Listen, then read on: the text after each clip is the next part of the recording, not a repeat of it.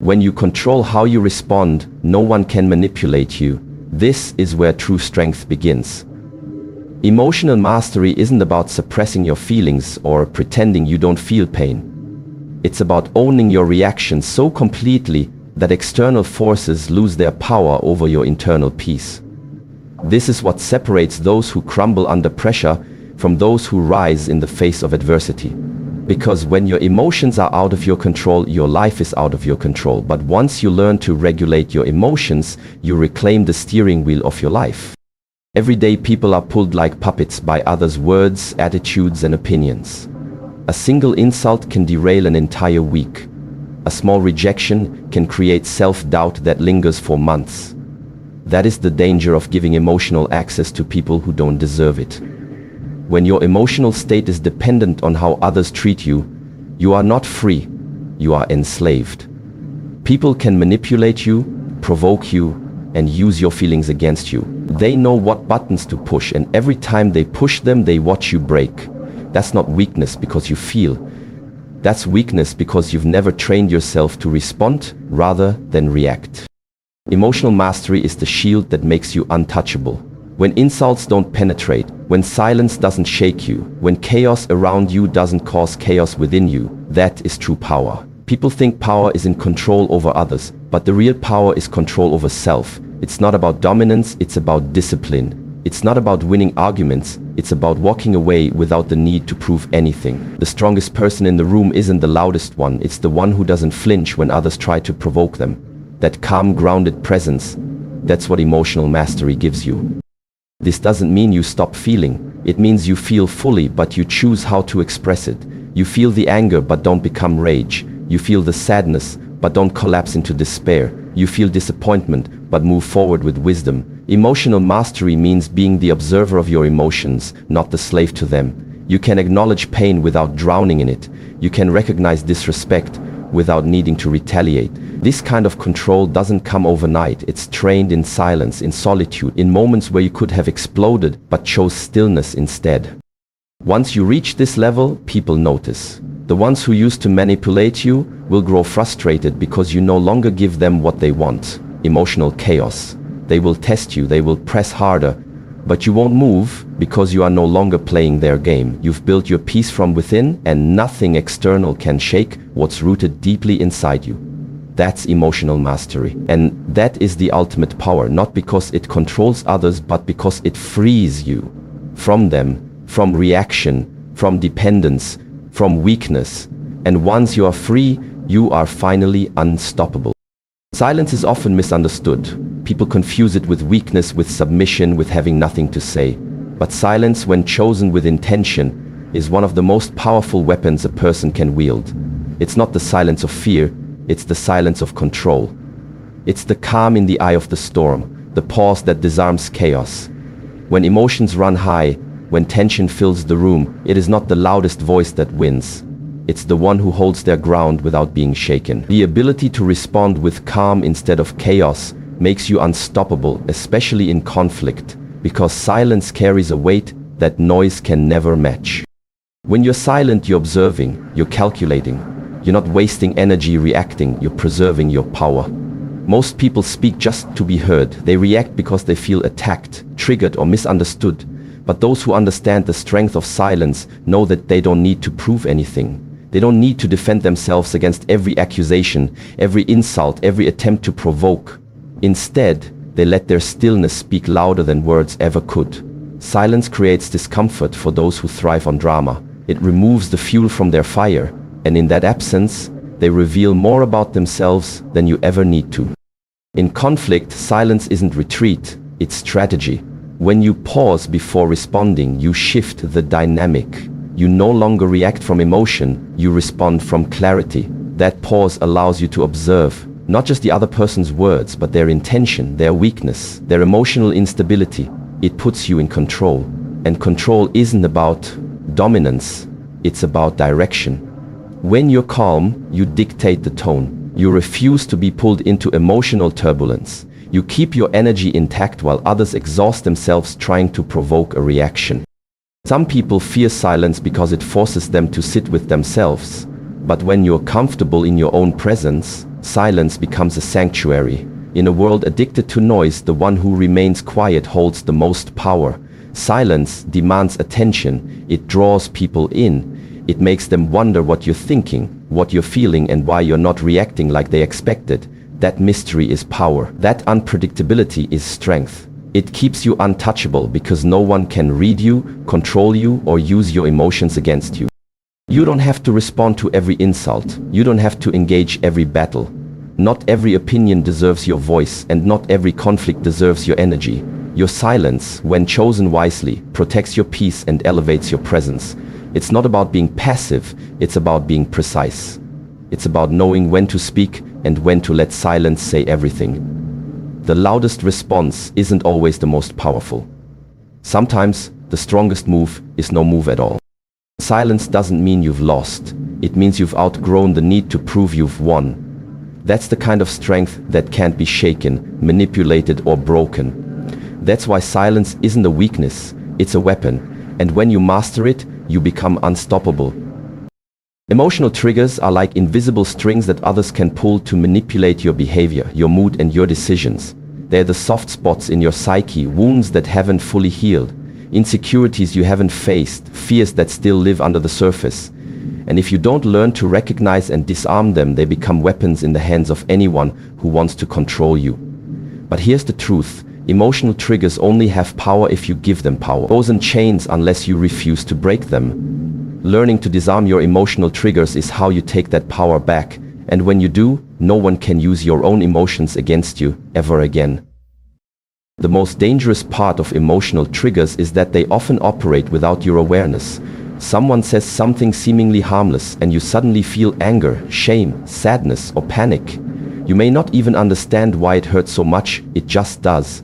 That's because the trigger is connected to something deeper. A memory, a betrayal, a moment from the past where you felt powerless, rejected, or not good enough. And when someone intentionally or unintentionally touches that nerve, your body reacts before your mind catches up. That's not your fault, but it is your responsibility to fix. If you don't take the time to identify your triggers, you'll live your life in a constant state of emotional reaction. You'll snap at people who don't deserve it. You'll fall into patterns that sabotage your growth. Worse, people who understand your weak spots will use them to control you. They'll know how to make you doubt yourself. They'll know what words to use to keep you small, insecure, and emotionally dependent. And every time you react, you give them control. But once you do the work, once you dig into your own emotional responses, reflect on your past, and heal the wounds that caused them, you become immune to manipulation. The same words that used to send you into a spiral now bounce off you like rubber bullets. The same tactics that once made you feel worthless now only reveal the insecurity of the person using them. Because you've disarmed the weapon, you've taken away their access to your inner world. This kind of self-awareness doesn't come from pretending triggers don't exist. It comes from confronting them. When you feel a strong emotional reaction, ask yourself, what is this really about? Where is this coming from? What story am I telling myself that gives this person the power to affect me? The answers won't always come quickly, but over time, you'll see the patterns, and once you see them, you can break them. No one should have the power to control your peace, your confidence, or your self-worth. When you master your triggers, you reclaim that power. You become emotionally untouchable, not because you don't feel, but because you're no longer ruled by unconscious wounds. You respond with clarity instead of reacting with pain. And in doing so, you step into a version of yourself that no longer fears manipulation, because there's nothing left inside you for them to weaponize. The power of internal validation is one of the most liberating forces a person can possess. When you no longer need approval from others to feel worthy, you become immune to rejection, criticism, and manipulation. You stop living for applause and start living for purpose. This shift doesn't happen overnight, but once it does, it changes everything. You no longer chase compliments to feel good about yourself. You no longer fear judgment because your value isn't up for debate. You know who you are, and that knowledge becomes your armor. From a young age, many of us are conditioned to seek external approval. We're praised when we perform well and criticized when we fall short. Over time, this praise-reward system wires our self-worth to the opinions of others. We start living not for ourselves, but for acceptance. Our identity becomes fragile, constantly shaped by how others see us. But here's the danger. When your sense of self depends on external validation, you give away your power. You let strangers dictate how you feel, you become a prisoner to their praise and a victim of their rejection. Internal validation breaks that cycle. It's the ability to affirm yourself without needing anyone else to do it for you. It means looking in the mirror and saying, I am enough, even when the world says otherwise. It means staying grounded in your truth when others misunderstand you. It means recognizing your own growth, even if no one claps for it. This kind of self-trust is rare, but once it's built, it becomes unshakable. Because when your worth comes from within, no one can take it from you. Criticism loses its sting when you're not seeking validation in the first place. You can receive feedback without falling apart. You can hear someone's opinion without questioning your value. Even rejection, which once felt like a dagger, becomes just another redirection. When you no longer crave approval, rejection becomes information, not devastation. You begin to understand that not everyone will like you, and that's perfectly okay. Their opinion doesn't change your reality. It doesn't touch your core, because your core is built on your own understanding of who you are. Living from internal validation gives you freedom. You make decisions based on your values, not others' expectations. You speak your truth without censoring yourself for the comfort of others. You walk into rooms without needing to be liked, and that very confidence is what earns respect. Ironically, when you stop needing approval, people begin to give it more freely. Why? Because self-assurance is magnetic. People are drawn to those who don't beg for validation but instead radiate it from within. Internal validation isn't arrogance, it's clarity. It's knowing your strengths, owning your flaws, and not needing anyone else to co-sign your worth. It's the foundation of real self-love, the kind that doesn't crumble under pressure. And in a world that's constantly trying to define you, internal validation is your way of saying, I already know who I am. That is power, quiet, steady, and unbreakable. Reaction is slavery, response is freedom. This simple truth separates those who are controlled by life from those who command it. Every day you are faced with moments that challenge your patience, test your values, and provoke your emotions. And in those moments you have two choices: react impulsively or respond consciously. The first enslaves you to your emotions, while the second empowers you with clarity and control. Reaction is the knee-jerk impulse that comes from unexamined emotion. It's raw, fast, and often regrettable. It happens when your buttons are pushed and your wounds are exposed. You lash out, you withdraw, you say things you don't mean, or you make decisions you can't take back. Reactions are driven by fear, anger, insecurity, or ego. They arise not from strength, but from survival. And the more you live in reaction, the more predictable and controllable you become. Anyone who knows your triggers can manipulate your behavior. Anyone who can provoke you owns you. On the other hand, response is born from self-awareness. It's a deliberate action, not a reflex. It means pausing, breathing, thinking, then choosing how to move forward. Response takes discipline. It takes strength to feel deeply without being consumed, to experience anger without becoming rage, to feel sadness without falling apart. When you respond instead of react, you create space between the stimulus and your decision, and in that space lies your freedom. That space is where you take your power back. Self-awareness is the foundation of this transformation. You cannot respond with clarity if you don't know yourself, your triggers, your wounds, your emotional patterns. When you begin to observe yourself in the heat of the moment, you gain insight into your own mind. You notice what provokes you, what makes you tense, what stories you tell yourself when you feel threatened. With that awareness, you no longer act out of habit, you begin to act with purpose. Control is not about suppressing your emotions, it's about mastering them. You can still feel everything fully: pain, disappointment, even rage, but you don't let those emotions hijack your actions. You own them instead of letting them own you. This is not weakness, this is power in its purest form. Because the person who can stay calm in chaos is the person who leads. The person who can stand in the fire without burning is the one others look to when everything falls apart. Responding, not reacting, doesn't mean being passive. It doesn't mean letting things slide or avoiding confrontation. It means choosing the most effective way to act, not the most emotional one. It means protecting your peace, your integrity, and your future, even when it would feel good to explode in the moment. It's about staying true to who you are. When you master this skill, you become untouchable. People will try to trigger you, push you, provoke you, but you won't flinch, not because you're numb, but because you're in control.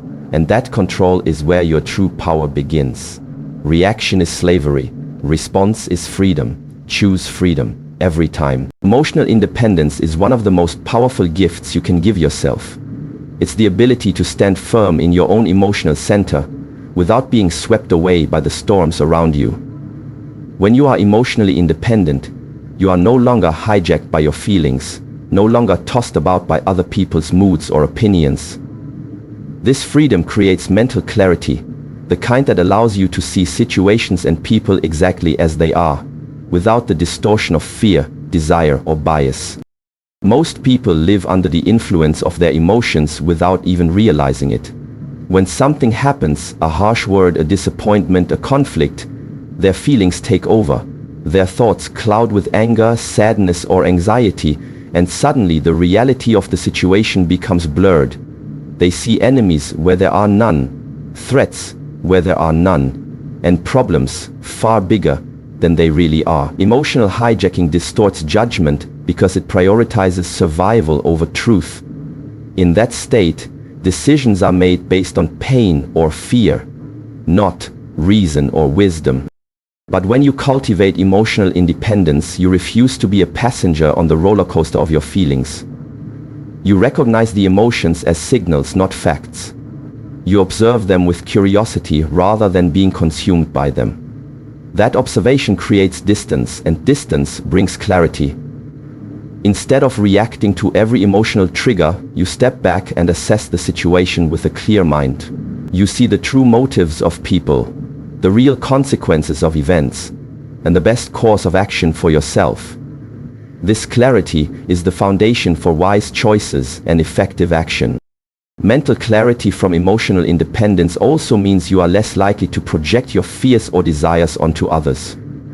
When emotions control you, it's easy to assume others have bad intentions or that situations will end badly because you're afraid or insecure. But with emotional independence, you can separate your internal world from the external one. You understand that someone's harsh words may have nothing to do with you, or that a difficult situation may be temporary and solvable. This insight prevents unnecessary conflict and helps you maintain healthier relationships.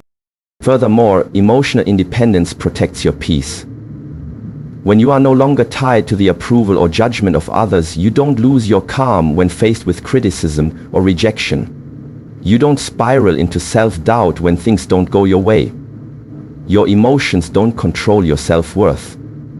That kind of mental clarity allows you to focus on what truly matters: your goals, your values, and your growth. You don't waste energy on distractions or false narratives because you see through them clearly.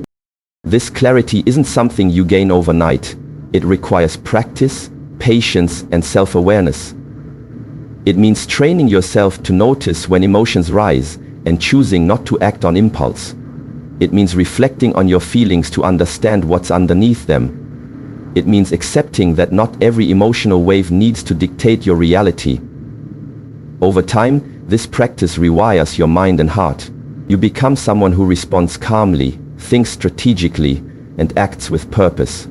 When emotional independence leads to mental clarity, you live a life of freedom and truth.